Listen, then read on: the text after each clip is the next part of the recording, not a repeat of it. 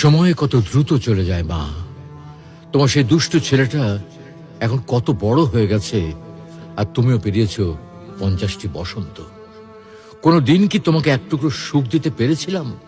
কেবলই মনে পড়ে তোমার সঙ্গে বিনা কারণে রাগ করে কথা বলার মুহূর্তগুলোর কথা। মা, মা, আমি ছোট, অবুঝ আমি তোমার কাছে।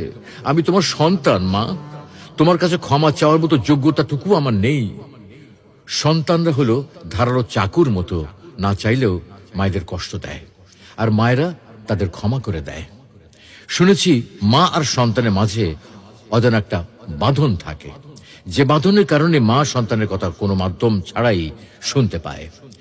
তুমি কি আমার হৃদয় থেকে কথা বলাগুলো শুনতে পাচ্ছ মা? মা, তোমাকে খুব মনে পড়ে মা।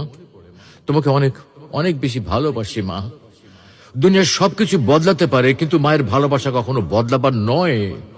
মা মমতার মহল, পিপাসার জল, ভালোবাসার সিন্ধু, সর্বোত্তম বন্ধু, ব্যথার ঔষধ, কষ্টের সুখ। মা চাঁদের ঝিলিক, মাঝে স্বর্গের মালিক। মৃত্যুর জন্য অনেক রাস্তা আছে, কিন্তু জন্ম নেওয়ার জন্য আছে শুধু মা।